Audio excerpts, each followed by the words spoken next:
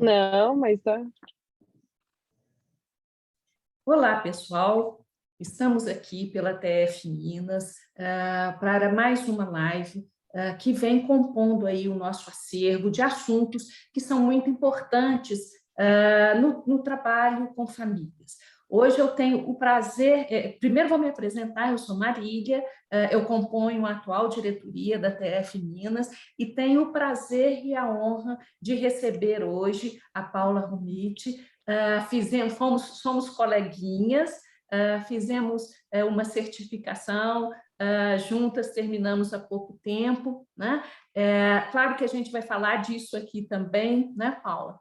Mas antes da gente começar a nossa conversa, né, que a gente vai falar sobre a violência intrafamiliar, que é algo que a Paula trabalha, né? Ela vai contar um pouco disso também, mas antes da gente começar, Paula, por favor, se apresente aí para nós, né? Dê um olá para os nossos ouvintes, para o público da TF Minas, por favor.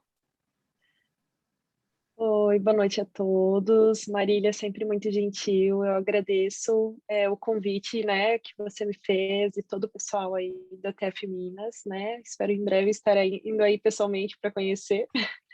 Então, eu sou Paula Romiti, eu sou psicóloga, sou servidora pública municipal, né? Atuo como psicóloga no CREAS, mas eu vou falar depois, né, na live, ao longo da live, um pouco sobre como é que eu trabalho no CREAS. E fora do meu horário de trabalho na prefeitura, eu também trabalho como psicóloga clínica e atualmente eu curso o mestrado de psicologia na Universidade Federal de Uberlândia, né, numa perspectiva construcionista social aí com orientação do professor Emerson Razeira. Já da escolha do orientador, a gente já percebe, né? Aí já estamos aqui curiosos para ver o resultado, né, deste percurso. Mas eu quero que você conte para nós um pouquinho, né, de todo esse trabalho, dessa questão de você, uma funcionária pública municipal que trabalha no CREAS. Conta para a gente um pouquinho o que é o CREAS, como é que funciona o CREAS aí, como é que é o trabalho que vocês desenvolvem, por favor. Tá. Para eu falar um pouquinho desse trabalho do CREAS, para eu não ficar muito extenso, eu vou me limitar aqui só a falar algumas legislações e alguns marcos que são muito importantes para o pessoal ter o conhecimento, tá? Que eu preciso contextualizar esse lugar, né? As regulamentações para a gente entender o Serviço Único da Assistência Social, né? O CREAS é um serviço da assistência social, né? Na assistência social, é importante a gente entender um pouco dessa construção, né, do Sistema Único da Assistência Social, através também da leitura do LOAS, né, que é a Lei Orgânica da Assistência Social, o Plano Nacional da Assistência Social, o NOB-RH-SUAS, que é a Norma Operacional Básica de Recursos Humanos do SUAS, a tipificação nacional dos serviços socioassistenciais e também sobre as orientações técnicas para a equipe do CREAS, tá? Eu preciso falar um pouco a respeito disso, deixar porque a minha fala vai estar ligada ao que trazem essas legislações, tá? Mas Acho que é importante resumidamente, mesmo, né, Paulo? Só te interromper. Que é exatamente isso, né? claro, Isso é a fundamentação de um trabalho de assistência em situações de violência intrafamiliar, né? Então, é importante que a gente que você esclareça isso para nós acerca de toda essa legislação, porque, assim, além de embasar o seu trabalho, também dá esse contorno da atuação de vocês, né? Vamos lá, isso conta para nós. mesmo. Então, assim, resumidamente, né, vou falar um pouquinho desse lugar que eu atuo, que é um equipamento da assistência social, como eu falei, né, da proteção social especial, né, que tem a proteção social básica, especial, que também tem na alta complexidade, né. O CREAS oferece um trabalho social especializado no SUAS a famílias e indivíduos em situação de risco pessoal social por violação de direitos. Tá? Quando a gente fala em violação de direitos, a gente se pergunta assim, quais são essas violações de direitos, né? Mas assim como a Marília falou, nós trabalhamos com indivíduos e famílias em situações que sofreram violência física, psicológica, negligência, abandono, violência sexual, patrimonial, situação de rua, trabalho infantil, práticas de ato infracional, fragilização ou rompimentos de vínculos e afastamento do convívio familiar, entre outras, né? Então, essas orientações técnicas que eu postulei também colocam que alguns grupos são particularmente vulneráveis à violação de direitos, né? Como crianças, os adolescentes, idosos, pessoas com deficiência, pessoas com transtorno mental, populações LGBTQIA+, mulheres e suas famílias, né? Então, para eu trazer isso, preciso lembrar também que o nosso trabalho, além dessas legislações do SUAS, né, também é pautado nos direitos previstos pelo Estatuto da Criança e Adolescente, Estatuto da Pessoa Idosa, Lei Maria da Penha, né, Estatuto da Pessoa com Deficiência, então, outros estatutos e direitos que são estabelecidos em legislação própria. Quando a gente trabalha no SUAS, se a gente fala em garantias de direitos, violações de direitos, né, de famílias, de pessoas, nós temos que ter um conhecimento muito amplo dessas legislações para que a gente possa promover essas orientações e a garantia dos direitos das familiares, tá? Então, como que essas famílias chegam até nós no CRES, tá? Por demanda espontânea, tá? Pela comunidade, então a gente fala que demanda espontânea, a gente fala CRES a porta aberta, tá? Qualquer um pode fazer uma denúncia, pode procurar o CRES no sentido de buscar uma orientação, um auxílio, né? Também chegam para nós através de denúncias anônimas, que geralmente denúncias daquelas Disque 100, Disque Direitos Humanos, Disque 181, né? As famílias também podem ser encaminhadas pelos equipamentos da rede de proteção, como os conselhos tutelares, os CRAS, unidades básicas de saúde, poder judiciário, delegacia, entre outros equipamentos, tá? Então, especificamente dentro do CRES, eu trabalho numa equipe multidisciplinar, que é o PAEF, tá? Que é o Serviço de Proteção e Atendimento Especializado a Famílias e Indivíduos, e PCDIF, que é trabalho com pessoas com deficiência, idosos e suas famílias. Preciso esclarecer isso, porque no nosso município especificamente, nós trabalhamos com os serviços de PAEF e PCDIF integrados, tá? Porque a gente visa um trabalho em território, possibilitando assim um olhar para a família um caráter mais amplo, tá? Mais sistêmico. Então, hoje eu falo que eu trabalho no PAEF, mas é PAEF e PCDF ali que são integrados, tá? Então, nesse trabalho, né, multidisciplinar, é geralmente composto por psicólogo, assistente social, educador social, pedagogo, advogado, entre outros profissionais, e nós exercemos um trabalho de apoio e orientação à família em um caráter temporário, visando o fortalecimento dos vínculos familiares e o encaminhamento dos familiares para acesso aos seus direitos, visando reflexão para rompimento das situações que culminaram com a violência e violação de direitos. Então, a gente faz um trabalho em conjunto com outros profissionais, tá? Isso é importante eu ressaltar. Esse trabalho é muito importante para a gente ter um olhar cada vez mais amplo das problemáticas apresentadas, das situações de violação de direitos, né? Porque elas são muito complexas. Até um desafio estar aqui, né, falando de violência intrafamiliar, porque elas têm as suas especificidades, elas podem ser observadas e estudadas de diferentes óticas, né? Elas devem ser, né?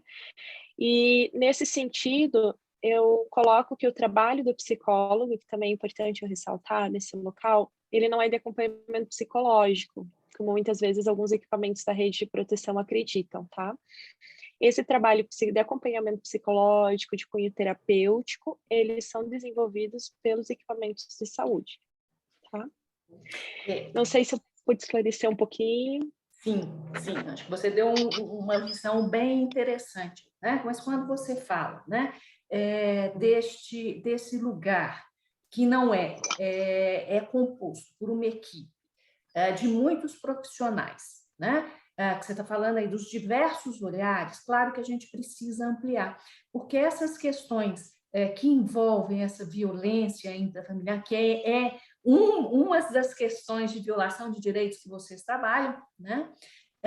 Claro que esses múltiplos olhares, eles são necessários, né? Porque a gente, quer dizer, vamos ver aqui, né? A violência intrafamiliar é um fenômeno complexo, que tem todo um histórico, né? Que, de certa maneira, ao longo da nossa história, né? Quase que foi sendo validado. Em determinado momento é que nós, enquanto sociedade, começamos a perceber que algumas ações eram violação de direitos. Mas quando nós começamos a perceber que somos sujeitos, que somos todos sujeitos de direitos, né? Claro que de deveres também, que começamos a quase que nos igualar, né? Porque antes existíamos alguns que, ok, todos tinham direitos, mas alguns mais direitos que os outros, né? E agora estamos aí ainda nessa tessitura dessa sociedade, uma sociedade mais igualitária, e isso passa, sim, por esse reconhecimento desta igualdade apesar das nossas diferenças, né? Conta um pouquinho aí desse histórico aí, e como é que isso tem impactado na ação de vocês. Depois eu quero voltar com essa equipe esses múltiplos olhares aí. Vamos lá, Paula. Tá. Então, bem importante que você trouxe, né, Marília, dessa questão, dessa história, né? Quando eu me propus, né, para vir essa live, foi mais para trazer realmente a prática. E como a gente falou, e você abordou muito bem, como ela é muito complexa, ela deve ser olhada por várias óticas, tá? É muito complexa a ponto de a gente tem que ficar atenta para não tentar reduzir a violência intrafamiliar a uma causa, né, em uma hora de live, né? Então, para eu trabalhar um pouco dessa violência intrafamiliar aqui, eu estou fazendo um recorte dessa caminhada histórica e cultural, né, para colocar um pouco do quanto que as famílias que vêm até nós, elas não vêm só com um olhar particular da situação de violência, né? Ela vem também permeada de vários discursos sociais e históricos, né? Então, a respeito disso, a gente precisa refletir, né, que a violência intrafamiliar é uma prática histórica na sociedade brasileira e possui as suas especificidades nas diferentes culturas e famílias brasileiras, tá? Presente ao longo de todos os segmentos sociais, sendo que os sentidos delas foram mudando ao longo da história. Então, a gente precisa refletir que a violência que hoje é abordada e enfrentada veementemente pelos serviços públicos e os setores da rede de proteção, né? Quem são esses atores da rede de proteção? Né? Nós mesmos do CREAS, né? Do CRAS, da saúde, da assistência, educação, né? Os serviços públicos também em geral, né? Ela já foi legitimizada há centenas de anos e por centenas de anos por esse mesmo Estado, né? Esse Estado com I maiúsculo, né? Uhum. Então, o que a gente muito luta hoje, ela já foi legitimizada lá atrás. Então, antes das legislações e tratados de direitos humanos internacionais existirem, a violência intrafamiliar era considerada algo natural, né? E uma maneira privada e particular das famílias lidarem com esses membros, né? Então, vou utilizar como um exemplo aqui, né? Para fazer um contraste, sim, e dimensionar um pouco essa questão histórica, eu utilizo, então, a autora Maria Aurélia Azevedo, do livro Mulheres Espancadas, a Violência Denunciada, né? Essa autora aborda que no Brasil colônia, a violência física dos maridos contra as esposas, por exemplo, já era amparada legalmente, assegurando ser permitido, abre aspas, ser permitido ao marido emendar a mulher das más manhas pelo uso da chibata, fecha aspas, né? E hoje, em um contraste, né, nós temos a Lei Maria da Penha, que no ano de 2006, que foi, né, promulgada, né, aborda que a violência praticada com mulher ela é crime e traz inúmeras ações de enfrentamento a essa violência, né? Então, tem algumas outras diferenças, né, para exemplificar a diferença do olhar histórico. por exemplo, as mesmas pessoas com deficiência, pessoas com transtorno mental, né, que por muito tempo não eram observadas como pessoas de direitos, né. Aí tivemos também os movimentos antimanicomiais, os movimentos da saúde, né, temos hoje legislação própria, até mesmo também das crianças e adolescentes, né, a diferença do Código dos Menores que nós tínhamos antigamente, né, e depois a promulgação do ECA, que é o Estatuto da Criança e Adolescente, em 1990, né, que as crianças e adolescentes passaram a ser consideradas hoje como são pessoas com direitos, né, e há uma extensa serviços de proteção a essas crianças e adolescentes, né? Então, o que eu quero dizer, assim, com tudo isso, é que esses marcos legais, regulatórios atuais, eles mostram uma mudança no compreender a dimensão da violência intrafamiliar, né? Uhum. No entanto, Ah, ainda nós nos deparamos com essas relações. Perdão, pode continuar. não, ainda nos reparando com essas coisas. E você está falando aí, né? E eu fiquei pensando aqui, o que será, né? Como, né?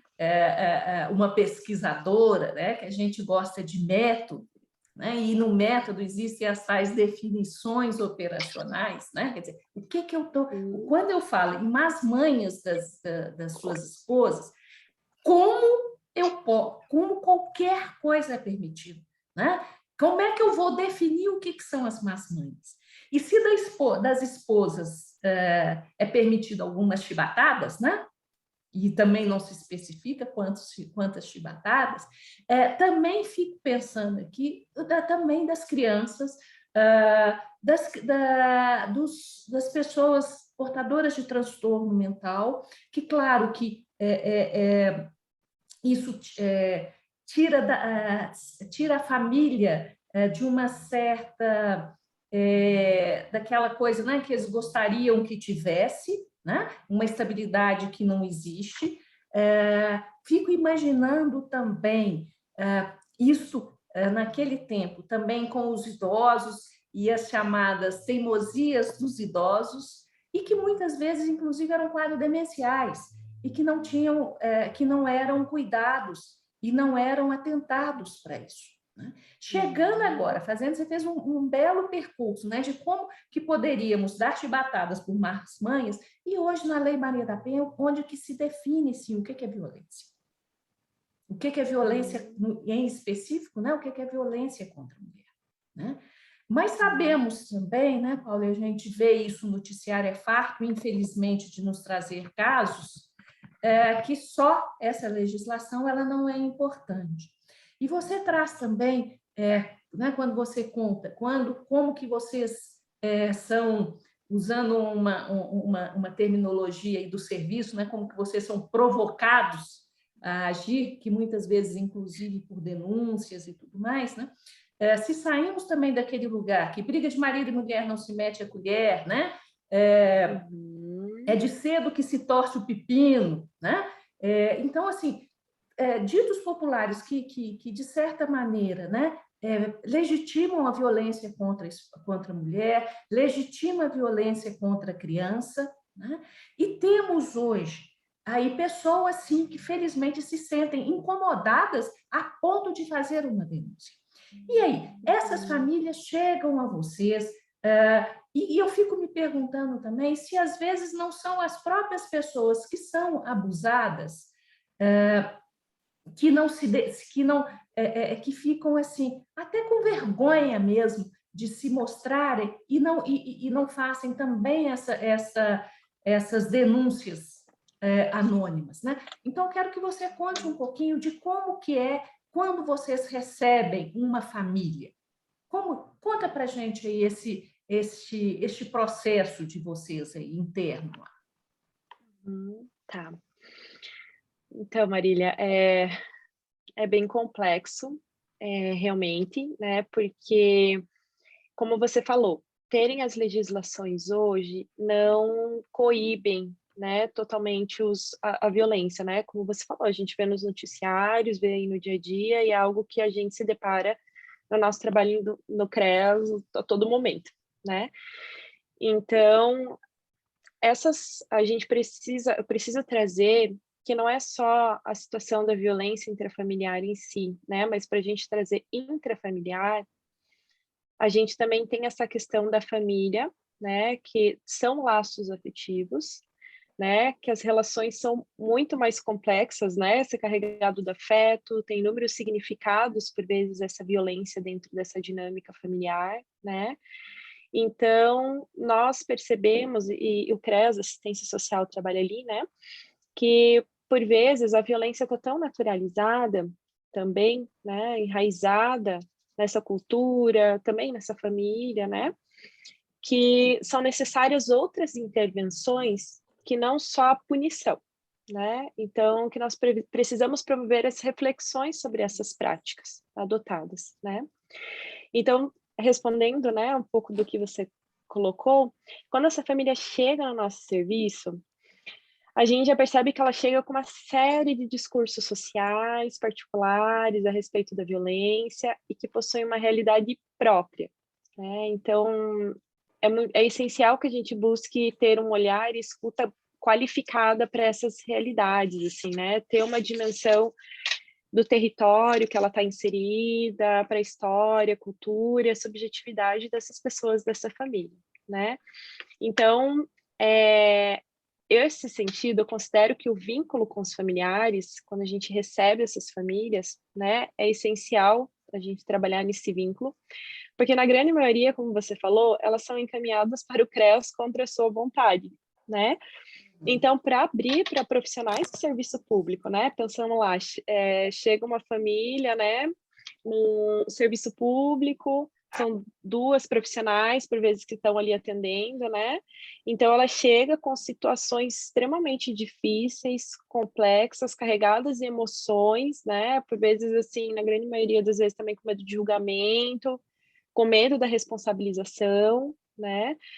Então, eu esclareço, assim, é importante esclarecer que o nosso serviço ele não realiza parecer técnico, investigação, qualquer outro tipo de trabalho nesse sentido, que é o objetivo de outros órgãos, né? Porém, por vezes a família já comparece no serviço com esse preconceito estabelecido pelo desconhecimento do trabalho, por ser o esperado do serviço público, né? Então, nesse contato inicial com a família, é necessário a gente explicar o objetivo do nosso trabalho, né? Tentar explicar que a gente está aqui para ouvi-las, tá? Para tentar compreender a situação, tentar oferecer um encaminhamento necessário, né? Orientar ela dos seus direitos, refletir com ela sobre essas questões, né? Que geraram essa questão da violência, né?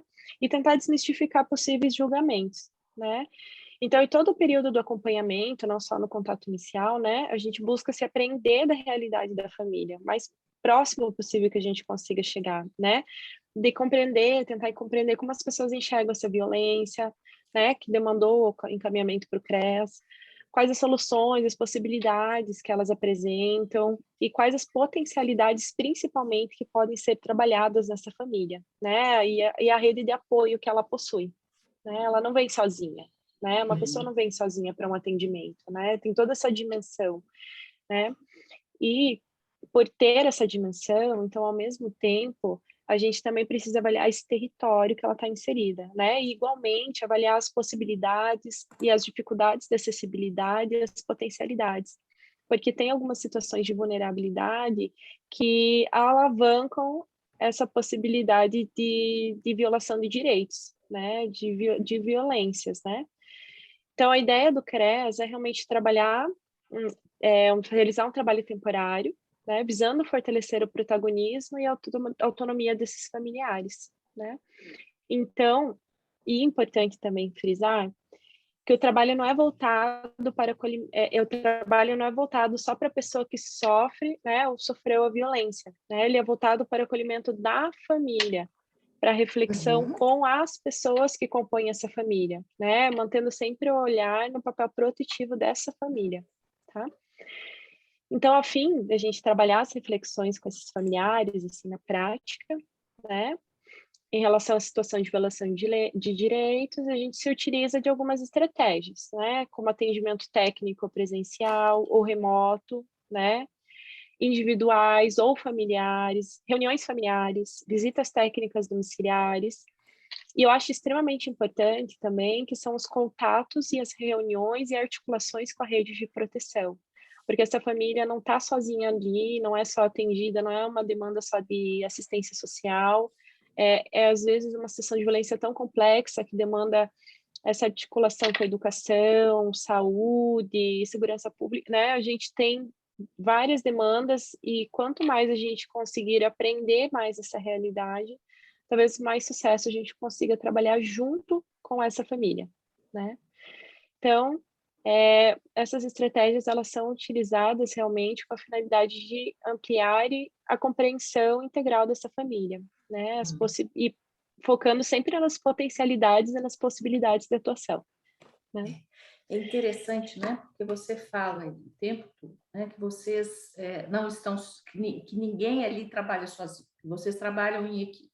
São muitos profissionais, porque assim, quando recebemos, né, uma família em que temos aí sabemos de algum abuso, de alguma quer dizer, entendendo o abuso é uma violência, né? Sim.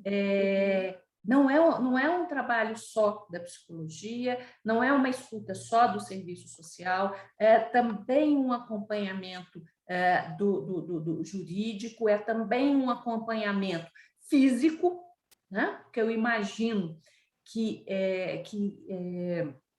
chegam todos ali e todos ali em situação, todos em situação de risco, porque estão a família toda, todas as pessoas que compõem aquela família estão sim em risco, né? Talvez eu fico pensando aqui se o maior desafio de vocês num primeiro momento não será exatamente fazer essa limpeza, porque nós quando se fala desses discursos sociais, né, nós gostamos muito de eleger um culpado, né? Então a gente elege o culpado, coloca a culpa toda nele e nos livramos e ficamos todos nós né, bem na fita. E sabemos que nas histórias familiares eleger culpado não resolve o problema, né? E a dificuldade que deve ser sair deste lugar, de ampliar essas conversas exatamente para eleger culpado, buscar, buscar sair desse coisa comum, né?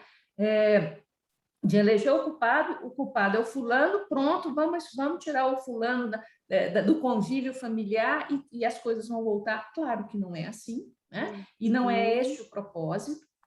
Então, a pergunta, né? O que o nosso trabalho, as práticas colaborativas vem contribuindo aí na ação de vocês, enquanto CREAS aí? Que a Paula tem aprendido e tem levado para essa equipe também de aprendizado, a partir das práticas colaborativas e dialógicas? Tá. Deixa eu pensar até um pouquinho, porque é engraçado quando você falou o que eu tenho aprendido. Eu acho que quando a gente trabalha no CREAS, eu estou ali há 5, 6 anos agora e aprendo todo dia, né? Parece que é um aprendizado contínuo, na verdade, e as práticas colaborativas nos trazem exatamente isso que você trouxe, né? De talvez parar de eleger o culpado, quem é o agressor e quem é a vítima, né?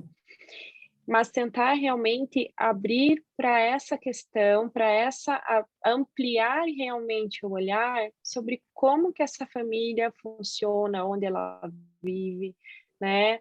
Qual é o significado da violência ali dentro nessa família, né? Que possibilidades que podem ser ofertadas e trabalhadas junto com a família, que eu acredito que as práticas colaborativas têm muito forte, traz muito forte isso de sair do papel de expert também, de buscar ao máximo tentar compreender da realidade da família o que ela nos traz a respeito dela, né? Então, eu acredito que essas são as maiores contribuições desse olhar colaborativo, dessas práticas, né? Acredito que também, na medida que a pandemia, é claro, vai nos permitindo, voltar a repensar em grupos, né, que o trabalho em grupo, com essas práticas mais colaborativas, né, com essas práticas reflexivas, né, de estabelecer essa relação entre as pessoas, né, elas são muito positivas, né? Então, não é o técnico conversando com uma família, são famílias conversando com as famílias, né? E o quanto que a gente tem de aprendizado nisso é gigantesco, né? E a transformação que a gente observa, né? É claro que são situações e situações que aparecem para nós. E é muito difícil eu trazer aqui o que é o ideal de trabalho. Ah, só o grupo resolve, um atendimento familiar, ou reunião familiar. Não, a gente tem que olhar cada situação como uma nova situação, né? Quando a gente parar de realmente já ter uns pré-julgamentos de que, violência física, vou fazer assim, assim, não, né? Vamos tentar compreender essa família, tentar ouvir essa família. Então, essa escuta qualificada que eu acho muito importante, né? E um pouco... Pode falar. E um pouco? Não, e um pouco desses grupos realmente que eu acho importante e que são, né, algumas situações de trabalhar também em comunidade, né, alguns grupos em comuns que a gente tem ali, né, algumas violências intrafamiliares que a gente, quão rico também colocar essas pessoas junto para discutir, para comentar e ver possibilidades, né, e potencialidades, que eu acho que é o principal trabalho, né. Sim, eu ia fazer, a pergunta próxima que eu ia fazer para você era exatamente isso, né? Esse olhar ampliado para multifamílias. Como é que a gente pode colocar várias famílias para o que elas têm em comum? Um histórico, né, de violência. Tem todas essas, colocar essas pessoas, reunir essas pessoas, né, que vêm também com essa narrativa social impregnada, né, com esses preconceitos, com essas ideias já muito preconcebidas, bem impregnadas, colocar para se escutarem. E a partir daí, talvez, né, a gente construir uma outra narrativa, uma narrativa não abusiva, mas uma narrativa curativa. Pode ser sim, né? Como é que usar essa reunião de multifamílias para ter esse efeito terapêutico mesmo? Ok, não é função do CREAS, a função do CREAS não é fazer terapia, mas tem uma função terapêutica, né? Tem uma função de cuidar, né? De acolhimento e de cuidado dessas famílias. E como fazer, né? Nessa tessitura dessa narrativa no sentido que ela seja realmente curativa. Como é que funciona? Conta para nós um pouquinho, Paula. Eu até falaria, Marília, que é transformar talvez a narrativa, né, de violência em talvez promover uma narrativa protetiva, né? Eu acho que talvez esse realmente o papel do que o CREAS busca desenvolver com as famílias, né? Essa papel protetor da família que a gente fala tanto, né? Então, assim, são vários grupos, a literatura científica traz, assim, bastante estratégias possíveis de trabalho em grupo, tá? Eu vou falar alguns que também já foi trabalhado, inclusive, em outros momentos no CREAS, ali onde eu atuo, tá? Que são também com grupos que tiveram filhos acolhidos institucionalmente, depois eles retornaram para casa, né? Fazer o trabalho de como que primeiro esse corte de vínculo que é ir para uma instituição, depois o retorno para casa, né? Como que é trabalhado esse possibilidades ali de lidar novamente, a criança se readaptando, o adolescente, né? Essas famílias se readaptando, né? Também a importância de trabalhar grupos de reflexão, como outras formas de educação, né? Que não com uso de violência, né, que hoje a gente fala educação positiva, né, sem uso de agressão, grupos de reflexões a famílias que passaram por situação de abuso sexual, né, grupo de mulheres que sofreram violência doméstica, né, e poder realmente compartilhar quais as estratégias que desenvolveram, quais estratégias, né, que enfrentaram, como que atualmente conseguem até auxiliar e de alguma forma repassar para outras mulheres que também passaram, estão na mesma situação, né? Grupo de orientação e reflexão com homens que foram em algum momento autores de violência, né, de agressão, né? Grupos de orientação para orientação a crianças, a prevenção à violência sexual, né? Enfim, tem muitas possibilidades de grupos que podem ser pensados, né? Aí a literatura, quando a gente faz uma breve busca, assim, né, a gente tem acesso a inúmeras possibilidades e que vimos que foram exitosas, né? Então, eu não sei se eu respondi mais ou menos a sua Sim. pergunta, mas eu acho que é mais ou menos nesse sentido que a Uhum. gente trabalha, assim, que a gente percebe Aham. essa possibilidade, né, É. de trabalho. Uhum. Trazendo agora um pouco para cá, né? Para este momento, né? De exceção que estamos vivendo, que eu considero, né, essa pandemia como esse momento de Uhum. exceção que estamos vivendo. Temos É. visto aí que tem aumentado, sim, os índices de violência familiar, né? Ok, família é Uhum. lugar de proteção, mas é também lugar, em alguns momentos isso não acontece, né? A família é Sim. o lugar do abuso, é o lugar da Aham. agressão. Uhum.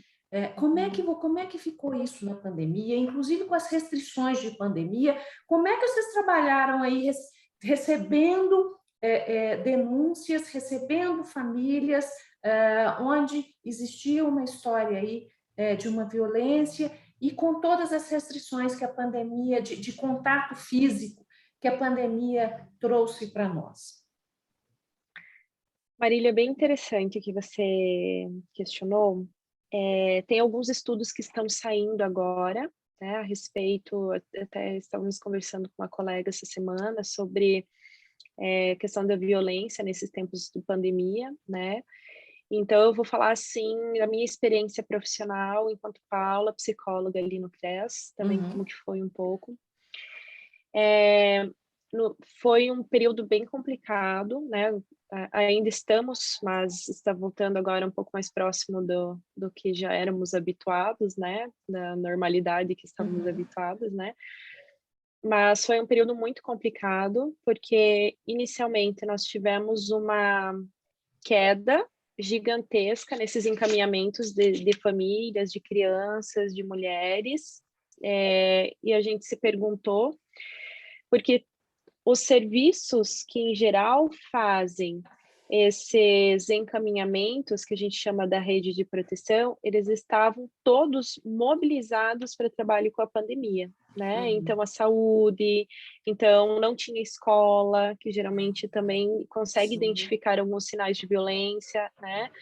As mulheres estavam dentro de casa, né? Então, nós vivemos um período de isolamento, então, nós tivemos, não chegavam denúncias, não chegavam situações, e depois desse primeiro período de isolamento, aumentou um monte a nossa demanda de trabalho, né? Então, chegaram cada vez mais denúncias e denúncias, né? Esses canais de Disque Direitos Humanos, nós até a nossa secretaria, né, a nossa prefeitura também mobilizou bastante a divulgação dos serviços que tinham para divulgação, para denúncia realmente, né? Nem que sejam denúncias anônimas, né? Então, depois dessa queda que foi com o isolamento, nós tivemos uma alta gigantesca de denúncias, né? E foi muito desafiador, né? Eu vou dizer em relação a mim, né? Pelo menos assim, enquanto profissional, porque nós tínhamos inúmeras restrições também, né? A gente teve que nos reinventar a forma de atendimento, né? Por vezes o que a gente fazia em um atendimento presencial, a gente não conseguia, então tinha que ser através de videochamadas ou ligações, mas com muito cuidado para também o que a gente abordasse não colocasse a pessoa em risco também, Uhum. porque ela estava numa situação também que não poderia trazer a situação de violência. Então foi muito complicado, né? Foi muito difícil para os profissionais, pelo menos que eu conheço de onde a gente trabalha também, né? E agora a gente está um pouco voltando nessa normalidade que a gente já tem mais acesso às estratégias que a gente era acostumado, né?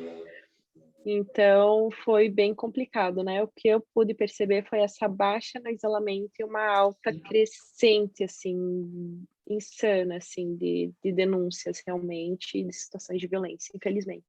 Uhum. A maior parte, né, se a gente pensar assim, num primeiro momento, acho que todos nós nos recolhemos em todos os sentidos, até por uma questão de, né, por autoproteção, né? Todos nós precisávamos nos proteger.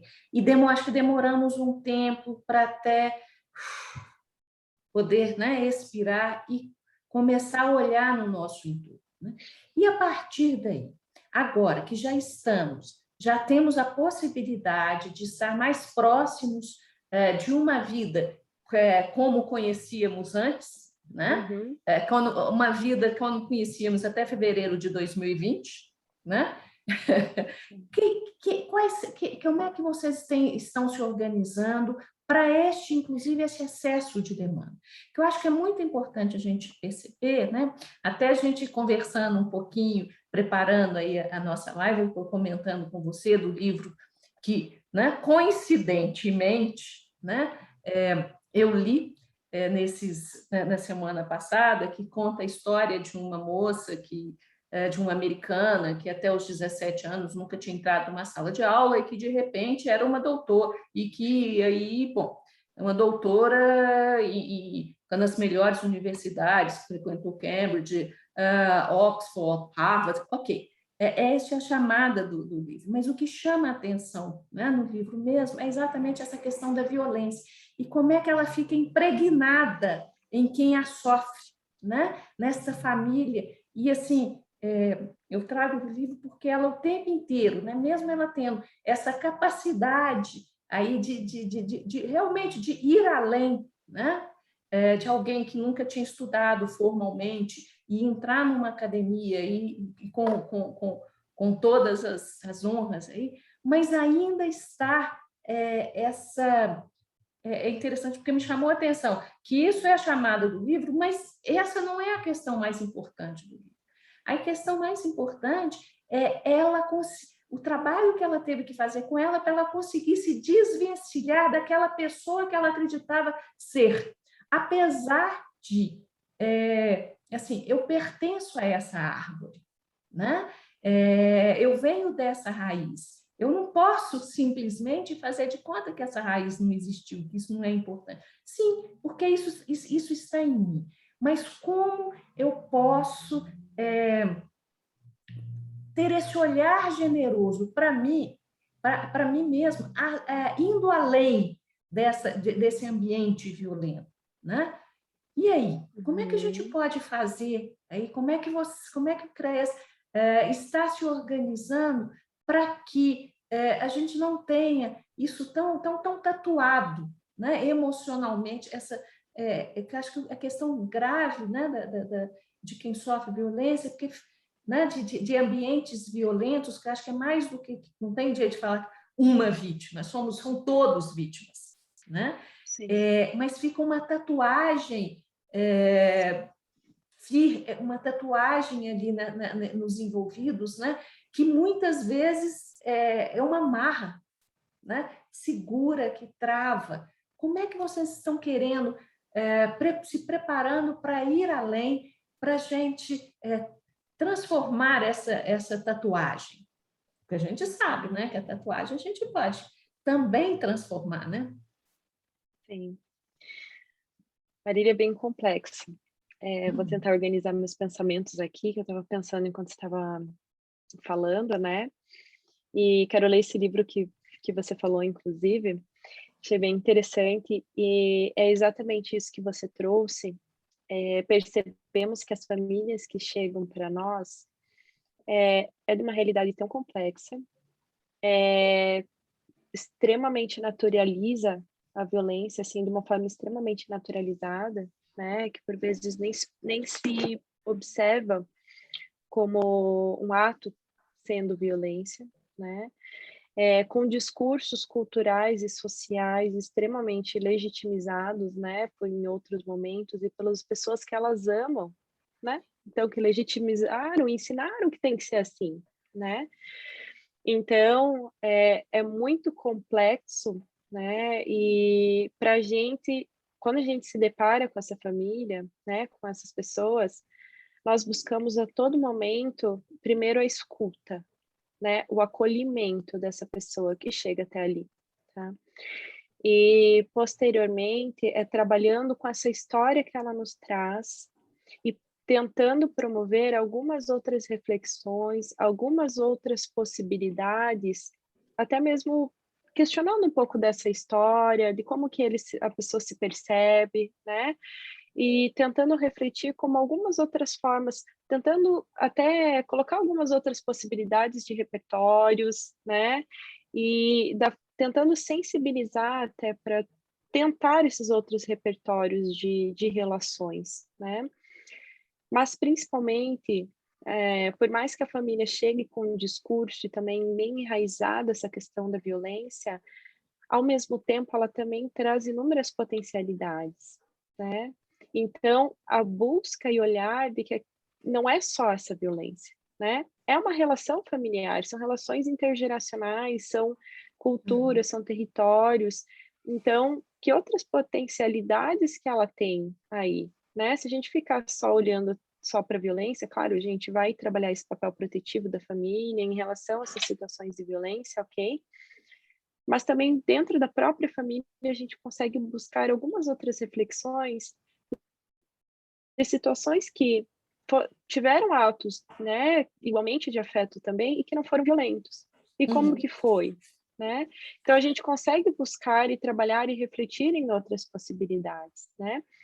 E o CREAS trabalha muito essa questão da incompletude institucional, né? Então, por ser tão complexo, tão enraizado, naturalizado, por si só, nós ali não vamos conseguir só essa sensibilização, essa reflexão, né?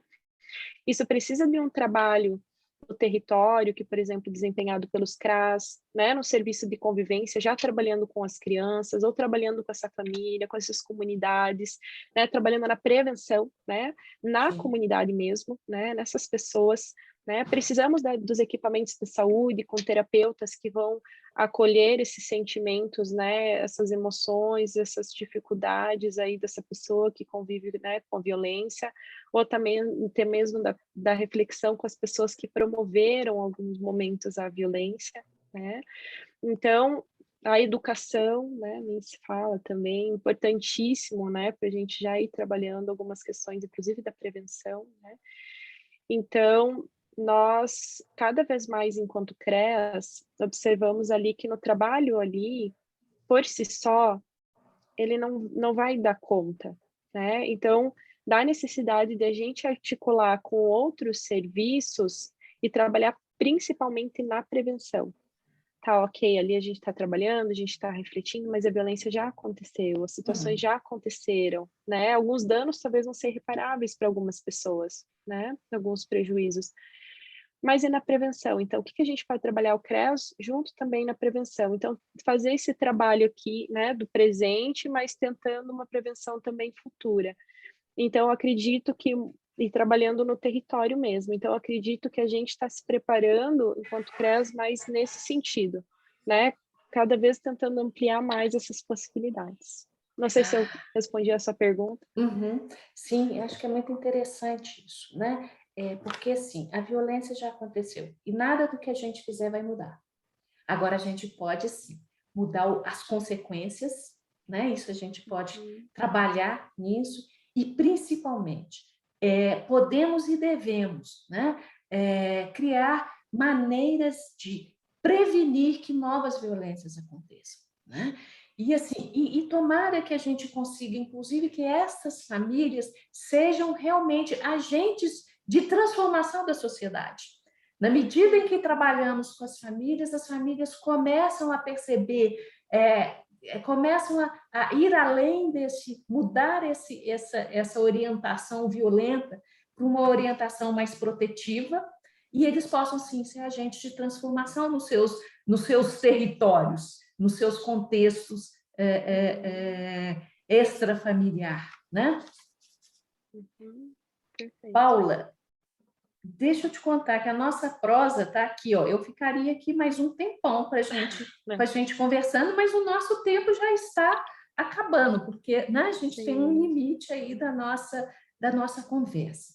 E aí? E agora a Paula, que está fazendo um mestrado, como é que você vai? O seu mestrado é também ligado, como é que é a produção de conhecimento e a produção de ciência em benefício da proteção, pensando nisso, né?